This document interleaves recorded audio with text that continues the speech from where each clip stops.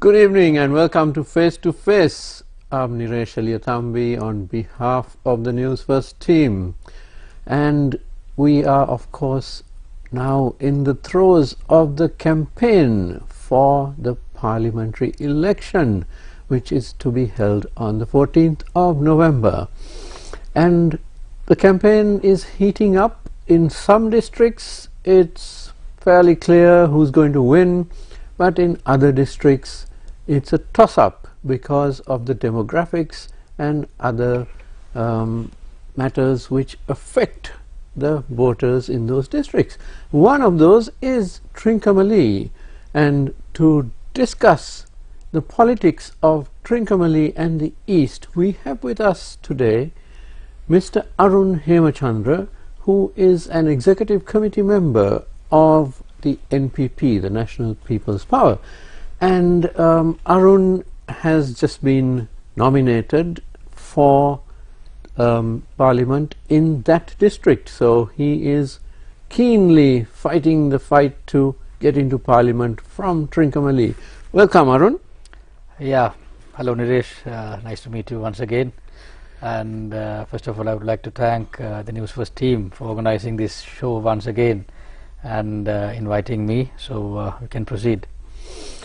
Right, so Arun, first of all, the last time you were on our show, you correctly predicted what was going to happen, and you laid out what would happen after the win by the NPP. You told us how the cabinet would be appointed, and then how Parliament would be dissolved, and the election, the general election, called as quickly as possible.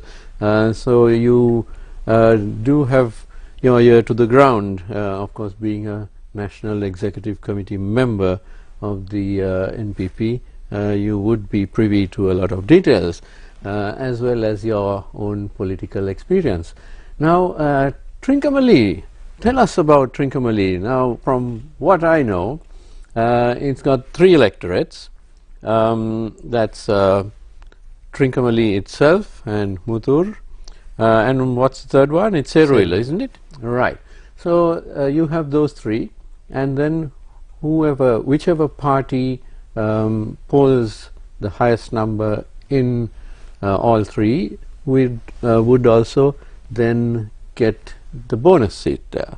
So there's 4 seats, but you actually compete for 3, and then you get 1 as a bonus. Now that's a tough call, isn't it, to try to win 1 or 2 seats in this district. Tell us about how tough it is. Well, I would say it's a big challenge, but then again, we started with 3,000 plus votes before the presidential election, and we ended up with around 50,000 votes as of now.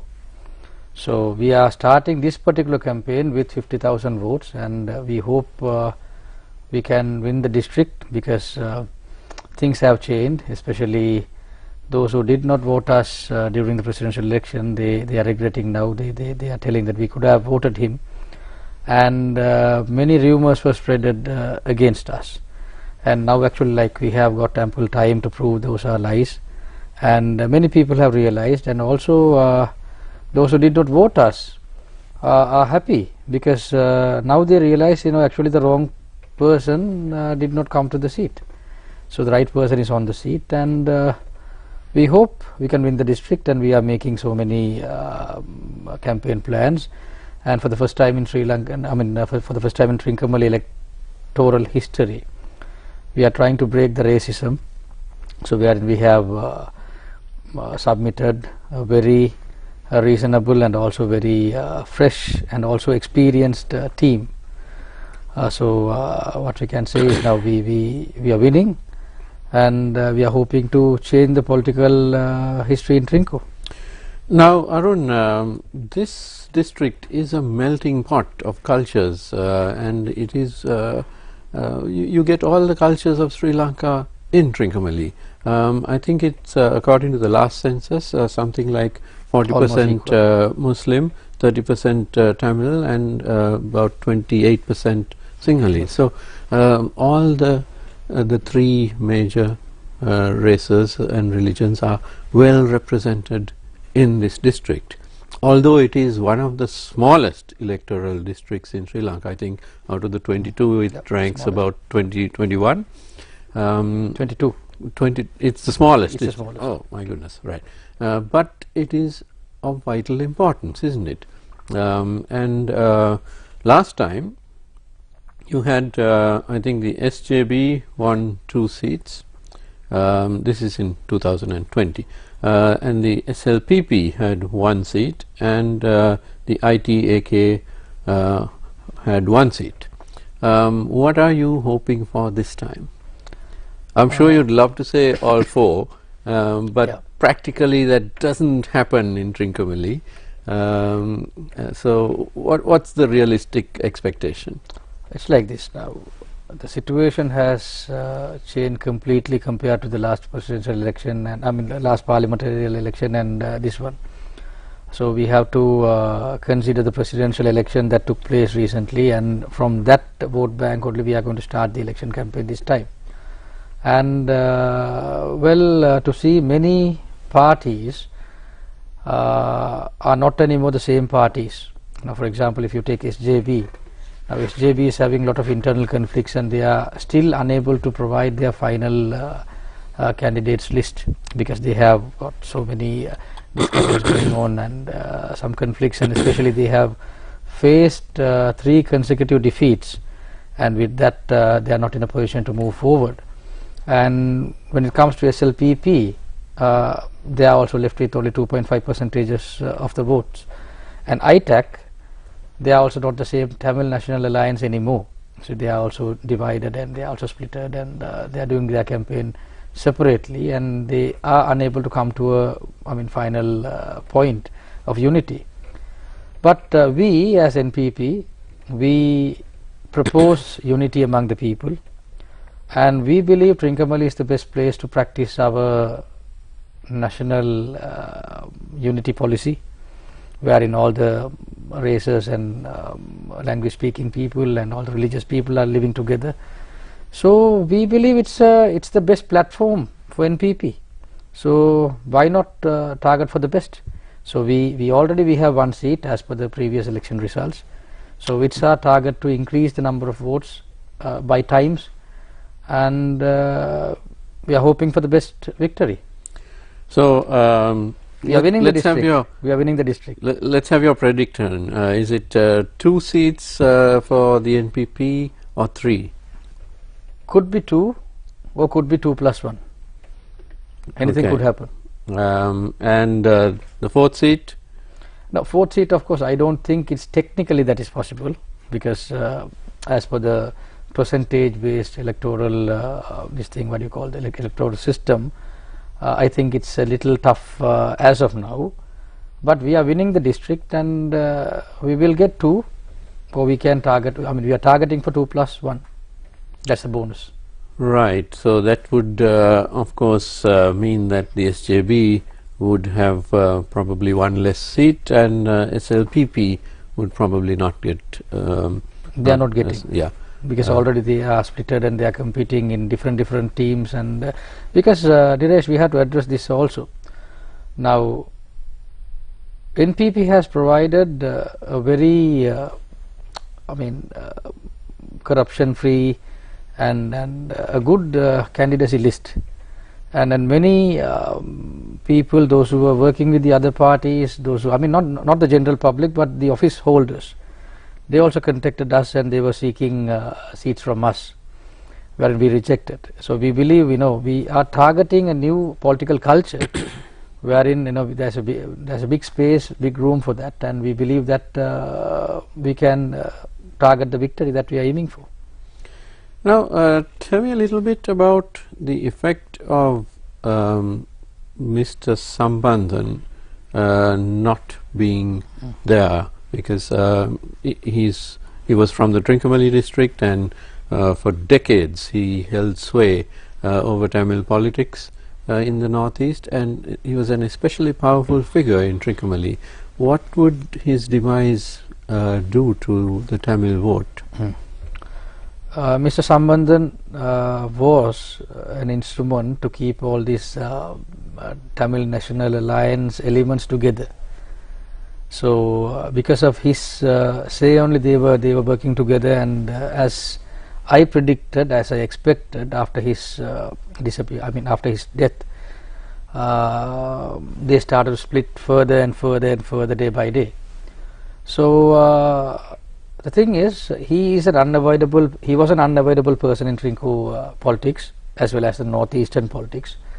So there is a big room, and as per the southern politicians, he was a very moderate person, and he was a person who was approachable and who was open for discussions. So I believe that vacancy is still there, and that cannot be filled by any other politician from that background. So that vacancy is there. Interesting indeed, and it will be very interesting to see what happens to that particular constituency in Trincomalee. Yeah, he was a frequent winner, and actually, like since I being the team leader, I also represent that particular electorate, and we believe that we can gain the victory. He was gaining all these days.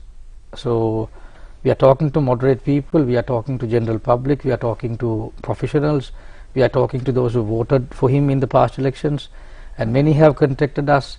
So we are forming groups, we are forming teams, and we are forming alliance with individuals, not the party, and many have opted out from working for ITAC or any other Tamil National Alliance related parties. So we have a big chance, and people also expect some kind of change, and our president has already proven that changes are taking place. Sometimes it may be slow, but steadily those are taking place. So we do believe that we will create a new history in the east and also in Trincomalee district.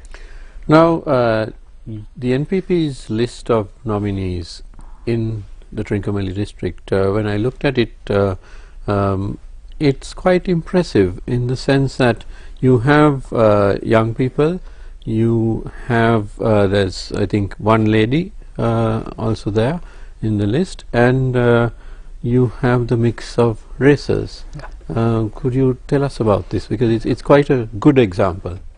Okay, so there are 3 Sinhala members in the list, 2 Tamils and 2 Muslim members, and I being the team leader, and I also represent the Tamil community. So it's a mixed, and it's a good list actually.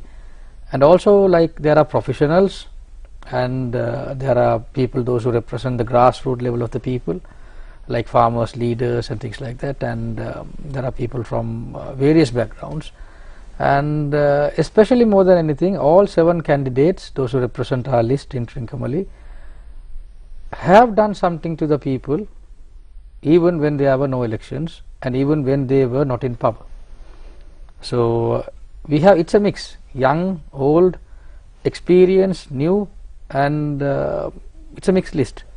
So but only thing, one thing we have to tell is it's a very genuine list, and we do believe that it's a very competitive and it's a very challenging list to the other parties.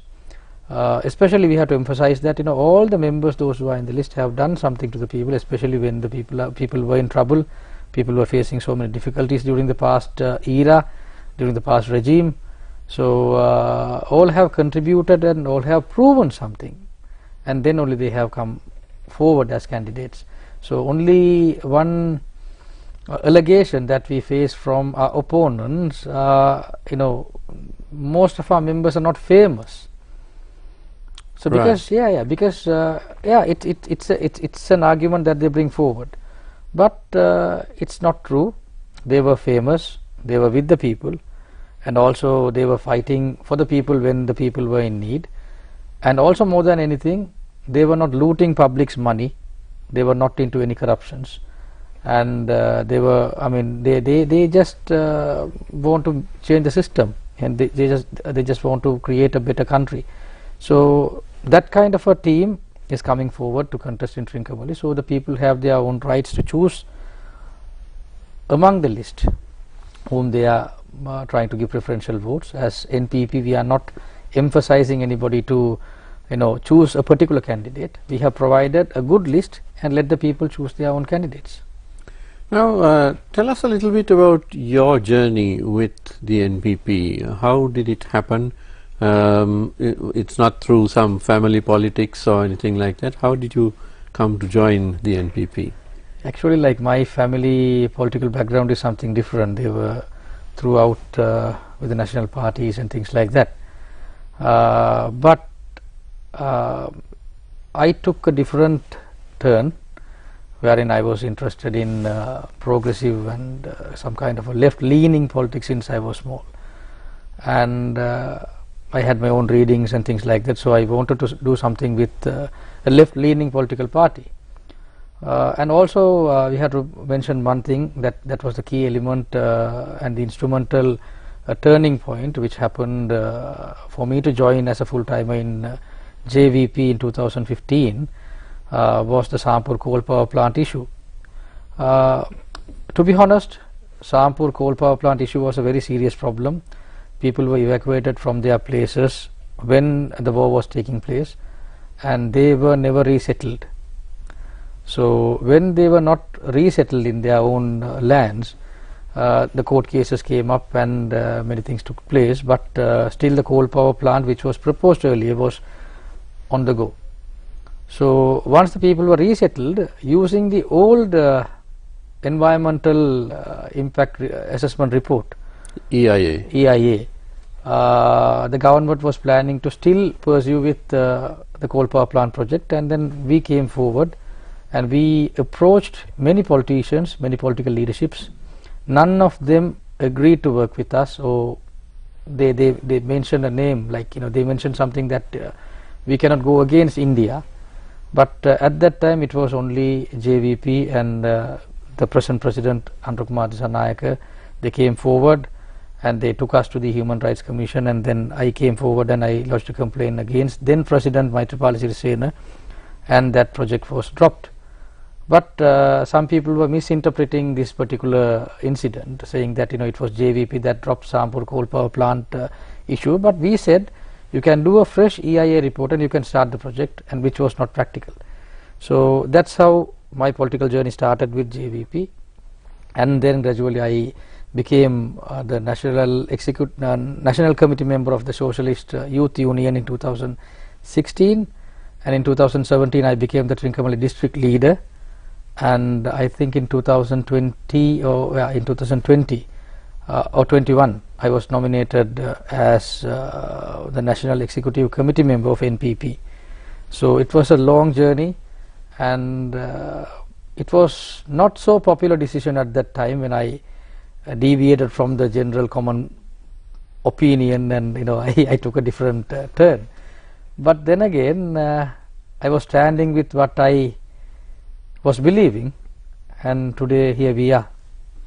So now there are many elements within the NPP. You have JVP members who were there perhaps in the late 80s and 90s, and then you have persons such as yourself who joined the JVP after the millennium, and you joined around 2015. And then you have the other constituent membership of the NPP, which of course all coming together, it's now called the NPP, but there are so many different organizations. So would you consider yourself to be the modern face of the NPP? Well, sort of bridging the old guard and the modern era? Well, I cannot say a clear-cut answer for that, but I can give my opinion on that. JVP is a party that believes in transformation. JVP is a party that believes in self-criticism. JVP is a party which firmly believes in changes. So with that change only NPP also began, and JVP is a part of NPP, which is a prominent part of NPP, and we can take it either, whatever the way that you want. But only thing is, we believe in progressive politics, we believe in changes, we believe in justice.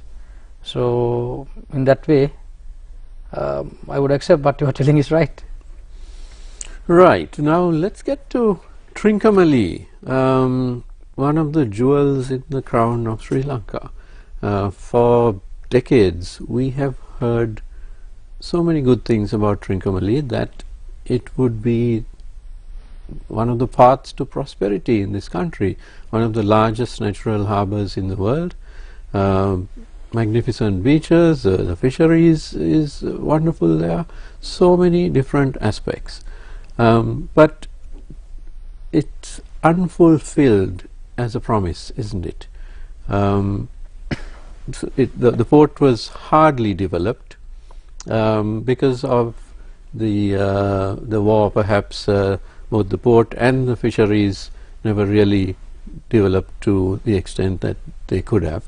What's your take on Trincomalee's role in Sri Lanka's future? It's a good question. Now, Trincomalee is not providing its best to the national economy. We have to believe that. It is not. So, but as you said, Trincomalee is a very potential district. We have got varieties of mineral sands, which we are not going into any value additions. We are just separating the sands and we are just exporting ilmenites, cone, rutile, garnet. So it is like that.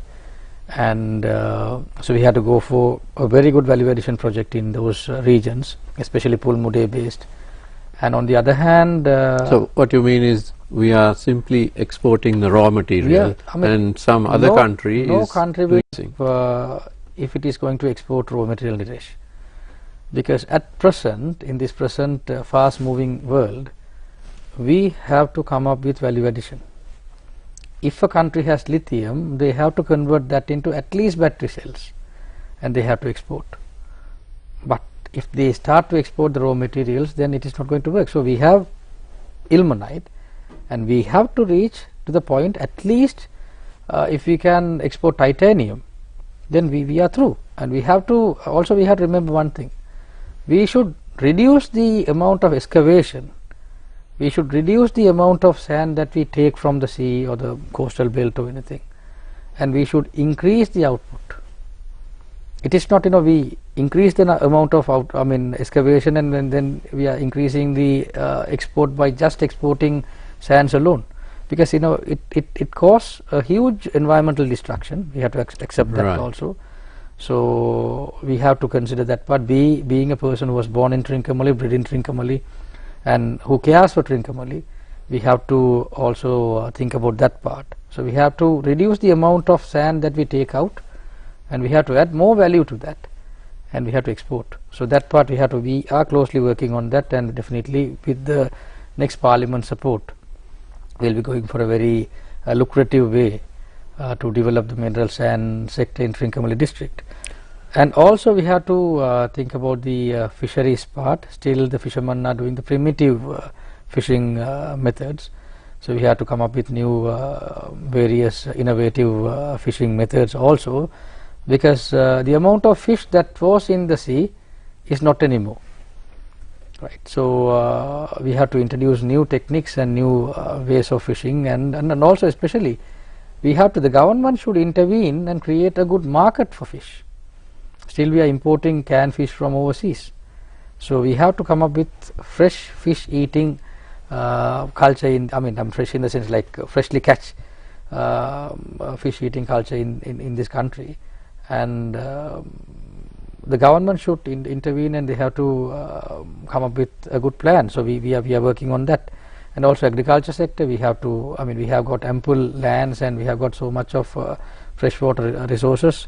And also on the other hand, the Kantale sugar factory, which was said to be one of the largest in the South Asian region at that time, is not anymore functioning, and a lot of land issues are taking place, and the factory is not even ready to be started. So we have to do something, and we have to start that.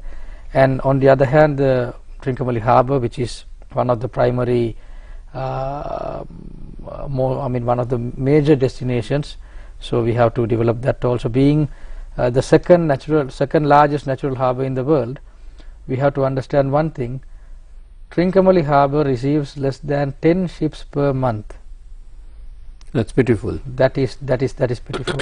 And at one stage, Trincomalee harbour was known to be TTA, which was known to be Trincomalee Tea Association. So I was wondering why Trincomalee harbour had this name, or the pier had this name. It was called to be TTA pier or TTA jetty. So then only I found out that the tea export was taking place through Trincomalee. So but those economic opportunities are not anymore there. And even at some point the car imports were taking place through Trincomalee harbour. So that is also not there. And also if we see, there are two major settlements in Trincomalee. One is Osil and the other one is Abhayapura, one Tamil settlement and one single settlement. Both those settlements were based on Trincomalee harbour. Most of the people, those who came as settlers in those areas, were working in the Trincomalee harbour related sector. So actually Trincomalee, if we develop Trincomalee properly, we can create so many jobs. And also we cannot forget the oil tanks. We can store one ship load of oil in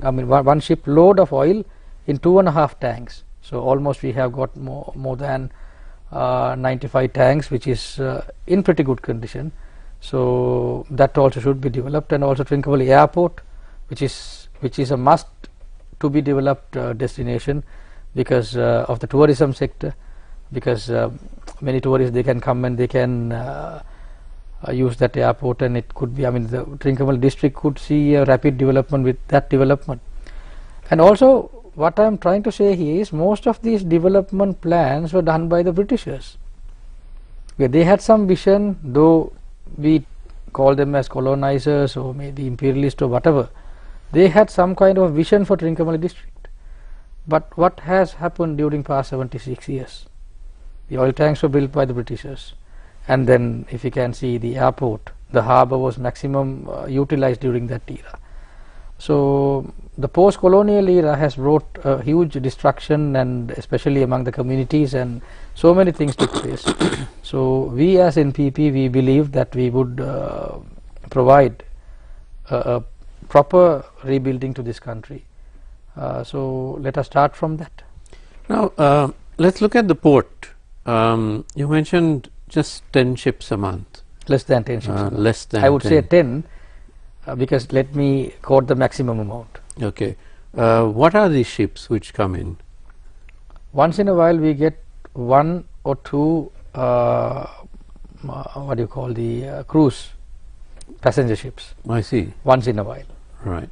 And there are ships coming to Mitsui Cement Corporation, or the cement company, which brings the clinker stones, and on the other hand there are ships coming to Prima. Right. And there may be one or two ships coming to IOC terminal, which was originally Petroleum Corporation terminal. Aside from that, we are not receiving any ships. It's very pity. It's almost abandoned kind of thing, and we are standing or sitting on a treasure. We are living on a treasure, but we are not making use of it. So now I would say, Niresh, it's like this. We being NPP, that criticizing era is now over. Now we have our own president, we have our own prime minister, and we are looking forward to have our own cabinet, own parliament, own government. So now I think we should stop that criticizing part, and we should start building. So all those things, all those proposals that I gave is based on the district plan that we created. So we will come forward with a very rapid developing plan to the Trinco people, and definitely we will start implementing those things. But there are minor issues to be sorted out, like land issues and things like that. So with all those settlements, we can come forward with a good proper plan, and we can start developing Trinco and also the Sri Lankan districts as early as possible. Now, when it comes to investment, because now each of the industries that you mentioned, somebody invested, whether it's cement or flour or the oil tanks, there had to be an investment. That's why the ships are coming there, the few that are coming. So clearly you need a lot more investment, which this country doesn't have those resources. So that would obviously entail some foreign investors needing to come in. What are your thoughts on that? Yeah, we are not against any of those things. Only thing is, now in the past a lot of irregularities took place, Right. especially when it comes to foreign investments. Recently also I saw a video of a foreign investor criticizing the previous governments on their stand on investors, because they were not treating them properly, many commissions and many corruptions. So we as NPP, we have come to a stand that we will be going for win-win kind of solution, win-win situation, wherein we will be attracting a lot of foreign investors, those who are really planning to gain profits and also to help the Sri Lankan population. So we have started those negotiations and discussions, and also especially President AKD has instructed the Board of Investment to complete all the investment related activities for the investors within 3 months. So that is a very fair big deal, and now we can attract those investors, those who left this country without proper investments. So we are planning to attract more investors. Now, one of the issues with the entire Northeast, I would say, is its distance from Colombo. In many ways, the seat of government being in Colombo is actually the wrong place, because we tend to get a very skewed sort of image of our own country, because we are here on the west coast, and it's a long distance. Now if you take Jaffna, it's a very long drive, Batiklo, Ampara and so on, and also Trincomalee. Now unfortunately the connectivity from Colombo to the northeast hasn't really been developed, and it was being developed with the Kurunegala expressway, but unfortunately the wrong part built first, the one closer to Kurunegala rather than the one from Kaduwatha towards Kurunegala. So would you consider that to be a priority? Because right now just getting to Kurunegala is the biggest issue, isn't it? And if you can't get Sri Lankan businessmen and foreign investors and professionals, managers and so on, to want to travel for work towards those areas, then you're not going to be able to develop it. Well, I would answer this in a different way. Connecting expressways and highways are important and it is mandatory, we have to accept that. But that alone will not develop Trincomalee. I mean that alone will not develop Sri Lanka. You have to accept that. Each and every district should have its own plan, and also especially when it comes to districts like Trincomalee, district like Galle or districts like Puttalam, it can have its own access. The thing is, if Trincomalee harbour is well developed, if Northern harbour is well developed, if Galle harbour is well developed, if Puttalam harbour is well developed, I mean all these harbours are attracting only few projects, right? Only few projects. So if all these harbours are, I mean I would not say equally, but equitably if it is developed based on the populations, based on the economy, based on the export, whatever, definitely we can develop that particular region. So it is mostly what we feel is, it's not about attracting the population or the businesses towards Colombo. It's about diffusion. Actually Western province is overpopulated. Western province is overpopulated, and also it's overpopulated by non-Western Western province people, because many people, they come to Colombo to work. But why not have the developments in that particular region? I mean it is argumentative, But then again, we have to reach that target, because we have to have more than one metropolitan capital, because we have that potential.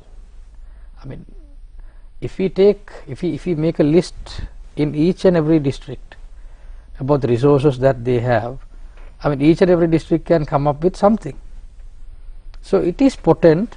I mean, no district is like useless district in Sri Lanka. Any district can contribute to the national economy in some way. So we should focus on developments in that region. So what you're arguing for is devolution of economic activity. Yeah. Which when the word devolution is spoken in Sri Lanka, you think of political power, but there's many aspects to devolution. Devolution is one of the most misinterpreted, misunderstood word in Sri Lanka. When it comes to devolution, I think that word itself created a lot of problems in Sri Lanka. So it was, devolving powers between communities or things like that. No, it's not exactly that. We should devolve in so many ways. Administrative devolution is there, economic devolution is there, regional devolution is there, ethnic devolution is there. So I mean, there are so many devolutions. So at least we have to start from the economic and administrative devolution, and with the fast moving world, without experimenting those things, we cannot go forward. The principle, I think, is that if you become a member of parliament as expected, you sitting in Trincomalee would have a better view of what Trincomalee as a district could do for itself and for the nation, rather than someone sitting in Colombo. Would you agree with that kind of view? And again, I'm not talking about politically. I am simply talking about, if you're on the spot and you were born there, you grew up there, and so on. That's true. You'd be in a better position. I was thinking about this a couple of days ago, and you have pointed out that. I don't know how you read that, but yes, our presence is also required there. But at some instances, when it comes to policy making, if we are required in Colombo, because so far politically Colombo is the capital, and this is where the policy is coined. So whenever my presence is required in Colombo, then I should be here, and we represent the national body. So I mean, I'm not representing only Trincomalee, so then my contribution is required to other places also. So but my priority and my focus is mainly about Trincomalee, because that is where my strength is, and so I would like to focus more in that era. Excellent. And of course, in this day and age, we have Zoom meetings and so on with people on the other side of the world. So somebody in Trincomalee is, and Colombo is just, it's nothing, right? And with technology, it doesn't matter whether you're next door or, sitting in Canada or the United States. It's pretty much the same. So technology also could help you out. Yeah, definitely, and also we have this worry, Trinco being a very potent and Trinco being a very rich in every aspect, culturally, when it comes to natural resources based, and when it comes to in every aspect, Trinco is blessed with so much of resources. But unfortunately, Trinco did not gain the development that it was supposed to get. So definitely we believe under NPP rule we will get what we deserve, and we are looking forward to that. Now finally, let's spend some time on tourism. The again unfulfilled promise. The beaches on the east coast, especially Trincomalee, are fabulous. I mean, I remember them from the 70s to 80s, even during the war. They were absolutely fabulous beaches. The beaches on the west coast and the southwest are nothing compared to what's in Trincomalee, because it's also unspoiled. There's very little litter because there's less population. But again, very few major hotels. And what's the plan for Trincomalee? Because again, you can't have the same plan for the southern coast and for the east coast, because it's different markets as well. So what's the plan there? No, actually, like we are focusing in tourism field, and as you said, Trinco is a very potential, and it has lot of not only beaches in every way. Trinco has lot of there's a religious aspect as well. Religious aspect, and also when it comes to, we can develop community tourism, and we can there are so many elephants, and there are so many tanks, and there are so many migratory birds, and so when it comes to this wildlife related or community related or cultural related, or when it comes to sea and sand, in every aspect we have that potential. So all these days what was lacking here was the proper plan and implementation, and on the other hand, corruption was it was preventing so many developments and changes taking place, especially when it comes to lands and things like that. Many corruptions took place, and investors, they did not want to do the project anymore, and things like that took place. So we, being NPP, we are inviting the investors to come and invest in Trincomalee, and also especially the provincial council has one major point where the tourism bureau should be functioning properly in order to develop the tourism sector in Trincomalee or the eastern province. But unfortunately it was not functioning properly, and even during the past governance period it was not giving its best. A lot of allegations were brought forward. And the main one in Colombo, or the eastern provincial one. So we were talking about devolution, and yes, that was also part of devolution. Right. So that was not operating, that was not being operated properly. So we look forward to appoint suitable individuals to those positions of chairman and board members and things like that. And we have to come up with, we are already developing, but we have to come up with a proper plan on implementing. So because the government is still new, actually there is no parliament, only president, prime minister, and one minister is running the country as of now, along with other officials. So now we are waiting for the new parliament to begin its work, and also new cabinet to take over the duties of the other people, those who are sharing the work.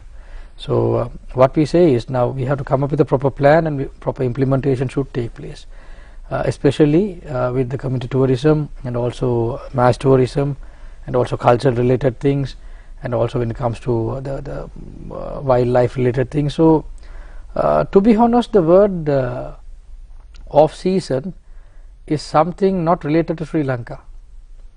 Sri Lanka does not have any off seasons in reality, but practically the politicians or the rulers, those who rule this country, were making use of this word off season for their personal gains. So that, deliberately certain parts of the country was not developed. So we believe that should take place. The development should take place, and we look forward to develop east, especially Trincomalee, as early as possible when it comes to the tourism sector. And also one thing, Niresh, we have to talk about this. Without talking about this, we cannot complete the tourism part. In order to have a sustainable, in order to have a very productive tourism sector, we should have properly trained persons. That is one of the key elements, because tourism sector is not something else. It is to deal with the tourist, and it is with the hospitality. So the proper training and proper education part is a mandatory. But where were all the promises? The previous governments, they promised all these vocational trainings and things like that, but a native in Trincomalee cannot obtain such education, or they cannot follow such courses. So we are coming up with plans to develop the tourism sector along with the tourism education part, which is the hospitality management. So we believe we can train many number of people that we can among the Trinco population in order to cater in the national as well as the district and also the provincial tourism sector. So we have to have that skilled labor force, and without that skilled labor force we cannot go forward.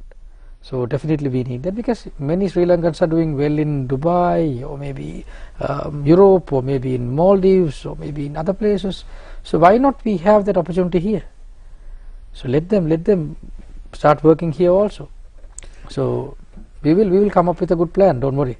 Now finally, Arun, you mentioned an interesting point, that some regions of the country were deliberately not developed. And this is so throughout the country, isn't it? I mean, it's not just the north and east. No, it's it's, if you take Monaragala, you know, it's so right there. You know, if you take Hambantota, for a long time it was not developed, and then suddenly it was overdeveloped, and so on. But these were policies of previous governments, where development was confined to certain regions. Especially under the Rajapaksa family, the south seemed to get developed in a large measure. The rest of the country was not. But under an NPP government, are you saying that the policy now would be across the board development for the whole country? Yeah, we have to develop the country, as I mentioned earlier. Once again, it should be diversified, and it should be diffused, and each and every district in this country is having something.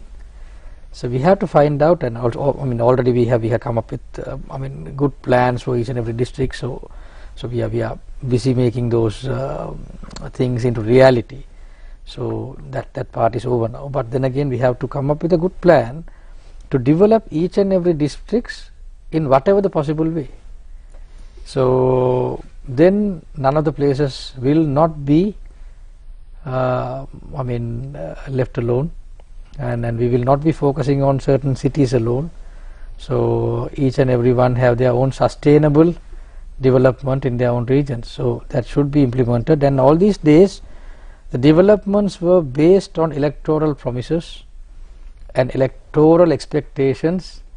And we believe as NPP, we will not in favor of that. We will give the people what they want and what they actually deserve. And I'm afraid we are on that note out of time. This has been a very interesting discussion, and hopefully it leads to some concrete action as far as the East is concerned.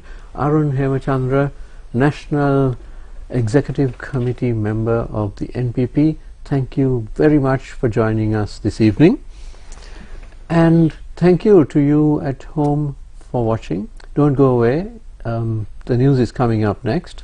Have a good evening.